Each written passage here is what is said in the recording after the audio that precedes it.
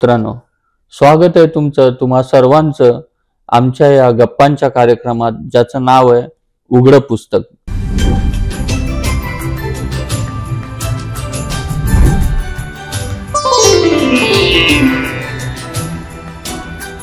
आपण अशा गप्पा तर मारतोय, म्हणजे बरेच किस्से तुमच्याकडून ऐकतोय. त्यावेळेस म्हणजे कदाचित हे धाडस करतोय कारण तुमची ख्याती आहे की विद्यार्थी प्रिय गुरु किंवा विद्यार्थी प्रिय सर. तर हे जे बाळकडू आहे ना, हे तुम्हाला कुठून मिळालं? सांगतो ना. हे काही माझ्याकडे आलं अशातला भाग नाही. मी जशी पुस्तकं वाचतो तशी मी माणसं वाचतो. जे मला अनुकरणीय वाटतात त्याचं मी अनुकरण करतो. ह्याला मुख्य कारण आहे सायन. सायनमध्ये ज्या वेळेला MD ला ॲडमिशन घेतली, हाऊस पोस्ट केली, त्यावेळेला अनेक लोकांबरोबर काम करणं, त्याच्यामध्ये नितीन कामत सरांचा मोठा वाटा आहे. आजही तू बघितलंस तर तुला जाणवेल की कामत सरांच्या भोवती एक असं कोंडाळं असतं. प्रभू सरांच्या भोवती असायचं असं एक कोंडाळं असायचं. कामत सर हे चिकित्सेचे, त्याच्यामुळे द्रव्यगुण आणि चिकित्सा हे बरोबर जाणार आहे. शैलेश काय चिकित्सेमध्ये MD करणारा, मी द्रव्यगुणात MD करणारा, त्याच्यामुळे आम्ही एका रूम मध्ये राहणार आहे. आणि सरांचा राऊंड तेव्हा मी हाऊसमनही होतो चिकित्सेचा, शैलेश रजिस्ट्रार होता. त्यामुळे राऊंडच्या वेळेला कोणत्या पेशंटला काय आहे, म्हणजे आजही मी सांगतो की अशी 4 माणसं आहेत. एक कामत सर आहेत, नाडकर्णी आहे, मी आहे आणि प्रभा सरंग आहे. की यानं जर विचारलं की त्यावेळेला असायटिसचा एक पेशंट कॉट नंबर 10 वर होता, त्याला काय दिलं होतं, तर हे 4 जण एकच उत्तर देते. एवढा तो वॉर्ड डोक्यामध्ये बसलेला होता.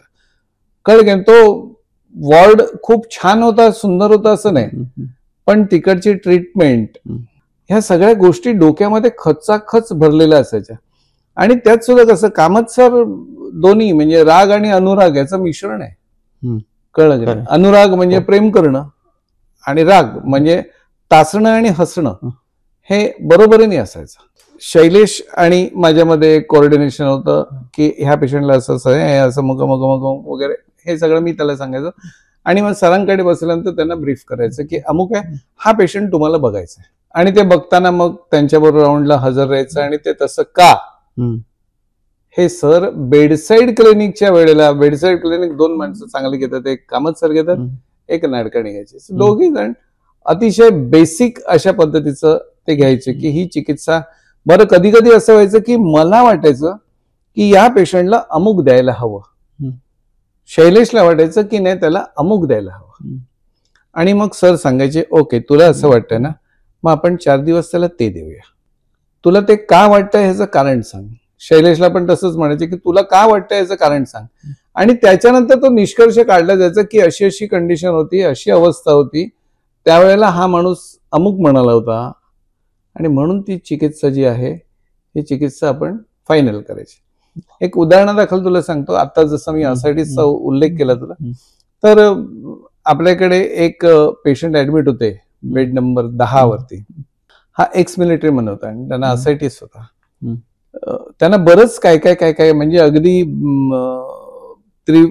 त्रिकटूचं लेप मडक्याला आतमध्ये लावून त्याच्यामध्ये दही तयार करून त्याचं ताक करून देणं वगैरे बरेच प्रकार केले. काही त्याच्यामध्ये यश मिळालं नाही. ग्रंथात जे उल्लेख केला सगळं कामत सरांनी त्याच्यावरती खूप काही केलं, रिझल्ट काही मिळत नव्हता. आणि त्याच्यानंतर तो पेशंट कॅटरॅक्टचं ऑपरेशन करायचा म्हणून तो त्याच्या कोणत्या तरी दुसऱ्या हॉस्पिटलमध्ये गेला.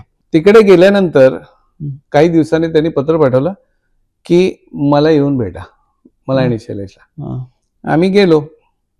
आता त्यांनी जेव्हा सांगितलं की मी जर तेव्हा ऍडमिट होतो त्यांनी सांगितलं होतं मी जर बरा झालो तर मी हॉस्पिटलची बिल्डिंग बांधून देईल. आम्हाला वेडी आशा की आपल्याला ती बांधून मिळेल बिल्डिंग. मोठा होता, जुहूला बंगला होता त्यांचा. आम्ही तिकडे गेलो तर हा माणूस एकदम सडसडीत चालेला बसला. अरे म्हटलं पेशंट एवढा बरं कसं काय झाला. त्याला विचारलं, तो म्हणाला काय मी एका स्वामींचा बघतो, तो त्यांचं कोणतं मॅगझिन निघतं, त्या मॅगझिन मध्ये होतं की असायटिसच्या पेशंटला जर त्यांनी रोज बेलाच्या पानाचा रस त्यांनी घेतला, हम्म. त्याच्यामध्ये फरक पडतो, त्यांनी वाचलं होतं, त्यांनी काय श्रद्धा ठेवलं, त्यांनी घेतलं, त्याला बरं वाटलं. आम्ही सगळीकडे आम्ही जाऊन आलो, आम्ही बेलफळापर्यंत आम्ही सगळ्या गोष्टीचा अभ्यास केला, पण आम्ही बेलाच्या पानाचा अभ्यास करायचा राहून गेला. आम्हाला फार रुखरुख लागली त्यावेळेला की असं. तर अशा पद्धतीने कामत सर जाताना आम्हाला अभ्यास सांगून जायचे. अच्छा. दुसऱ्या दिवशी सकाळी त्यांचा अभ्यास तयार असायचा, आमचा असायचंच असं नाही. याचं कारण असं की सर कधी एकदा घरी जातात संध्याकाळी आणि मला व्हॉलीबॉलला जायला मिळतं ह्याची मी वाट बघत असायचो. अगदी हे जायचे आणि गेटवरून परत यायचे. तुला मी पुढ्या करायला सांगितलं होतं ना, तू खेळायला का गेलास? जा बाबा, संपले, वेळ संपली, घरी जावं की नाही माणसाने, पण नाही, ते परत तसे यायचे. मग आम्ही आयडिया केली की सोडायला जायचं त्यांना. अच्छा.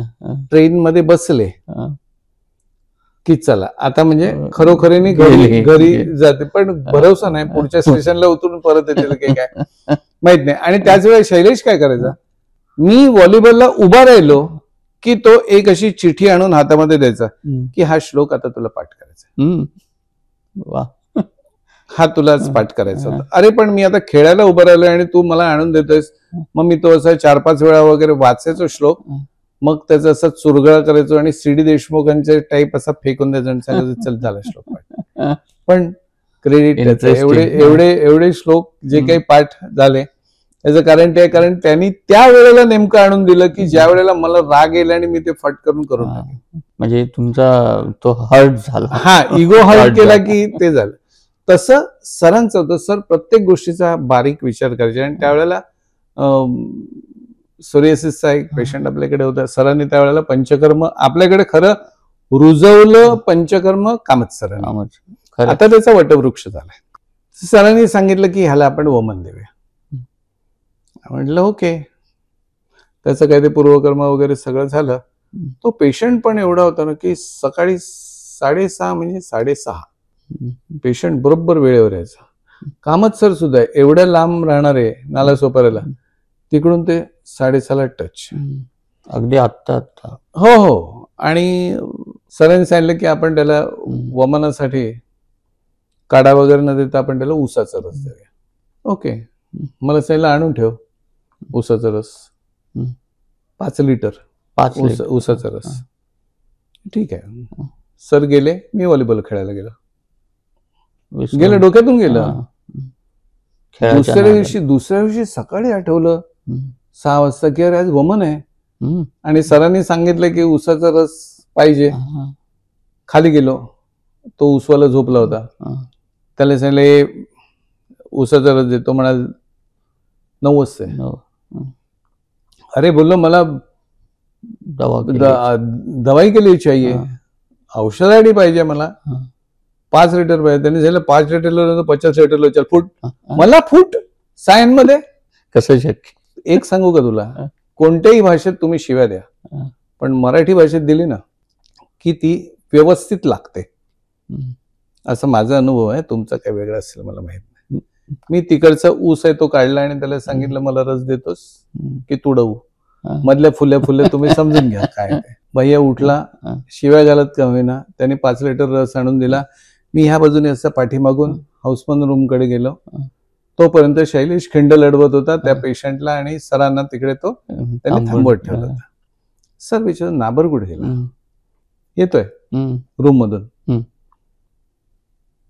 थोड्या वेळाने मी अगदी ते कॅन वगैरे घेऊन, कॅन मधला जो आहे हा टोपात हे करून पाठीमागून टोप घेऊन आलो. बघितलं सरांनी, आणलंय रस, त्याला साठण वगैरे दिला. आणि त्या याच्यामध्ये खाली ठेवताना ते ओतू नये म्हणून सरांनी टोप धरला मला मदत करण्यासाठी. आणि टोप धरला आणि त्यांनी माझ्याकडे एक लूक टाकला. तेव्हा मला कळलं की हे आपण फसलोय. कारण शैलेशने सांगितलं होतं की रस फ्रीज मध्ये ठेवलाय थंड, पण भांड थंड नाही लागत. पकडली पेशंटनी वमन झालं त्याचं, पेशंटला नंतर रिझल्ट मिळाला, चांगला वगैरे झाला. त्याविषयी आम्हाला एक शिक्षा मिळाली की आम्हाला 2 वाजेपर्यंत सरांनी जेवू घातलं नाही. ही फार वाईट असते शिक्षा, की असं चुकलं कसं, असं तू म्हणजे असं होताच का म्हणे. त्याच्यानंतर ती जी सवय आहे ही अजूनपर्यंत लागली, की पेशंटचं औषध त्याला अमुक वेळेला मिळालं पाहिजे म्हणजे मिळालंच पाहिजे, त्याच्यामध्ये कोणत्या पद्धतीचा कॉम्प्रोमाइज नाही. त्याच्यामुळे सरांविषयी बोलताना मी नेहमी असं म्हणेन की हे माझे गुरु आणि मित्र, म्हणजे ज्यांच्या खांद्यावरती एखादी चांगली गोष्ट झाल्यानंतर ज्याने मिठी मारावी, खांद्यावरती हात ठेवावा, असाही खांदा माझ्याकडे आहे.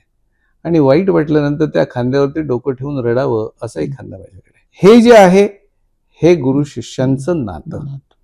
गुरु म्हणजे काय ते पिक्चर मध्ये दाखवतात पाय धुणं वगैरे, असं काही कधी झालं नाही. पण सरांनी प्रत्येक लाड पुरवले. माझं अक्षर चांगलं, किंवा ते त्यावेळेला चर्नी रोडला जायचे. चर्नी रोडला एक दुकान होतं, त्या दुकानामध्ये तेव्हा सरांचा पगार काही जास्त नव्हता. म्हणजे आता जसा लाखोंमध्ये लोकांना पगार तसं काही सरांना नव्हता. पण ते तिकडे गेले की 3 पेन घेऊन यायचे. एक स्वतःला, एक मला, एक शैलेशला. माझ्याकडे अजूनही ते पेन आहे, पांढऱ्या रंगाचं फाउंटन पेन. सरांनी स्वतःसाठी, माझ्यासाठी आणि शैलेशसाठी घेतलेलं. त्यावेळेला त्या पेनाची किंमत 100 रुपये होती.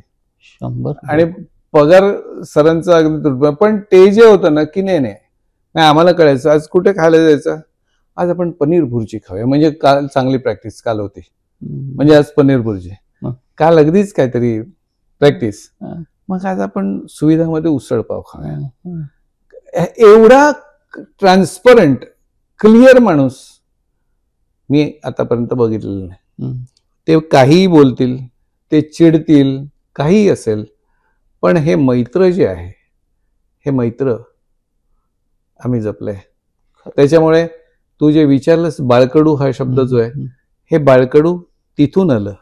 फक्त त्यांच्याकडून असं मी म्हणणार नाही. त्याच्यामध्ये अनेक गुरुजन आहेत, त्याच्यामध्ये साने सर आहेत, प्रभू सर आहेत.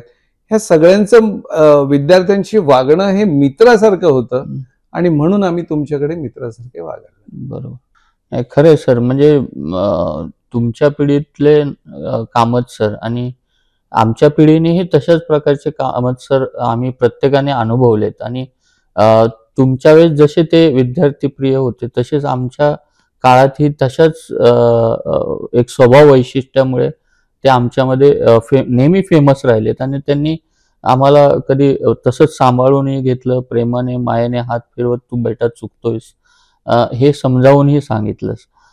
आणि अशा सरांना एक गुरुस्थानी आपल्याला लाभणं हे खरंच सगळ्या, मला वाटतं आपल्या संपूर्ण सायन आयुर्वेद महाविद्यालयाचं एक भाग्यच समजावं. तर मला वाटतं आपल्या सगळ्या प्रेक्षकांनाही हा एपिसोड नक्कीच आवडला असेल, आणि तेही त्यांच्या त्या कॉलेज किंवा शाळेच्या वातावरणात रममान काही काळासाठी झाले असतील, आणि त्यांनाही त्यांचा गुरु आठवला असेल. तर मित्रांनो, आमचा हा एपिसोड तुम्हाला कसा वाटला त्याची प्रतिक्रिया खाली कमेंट बॉक्समध्ये नक्की कळवा. आणि जर एपिसोड आवडला असेल तर जास्तीत जास्त लाईक करा, शेअर करा आणि सबस्क्राईब करायला विसरू नका.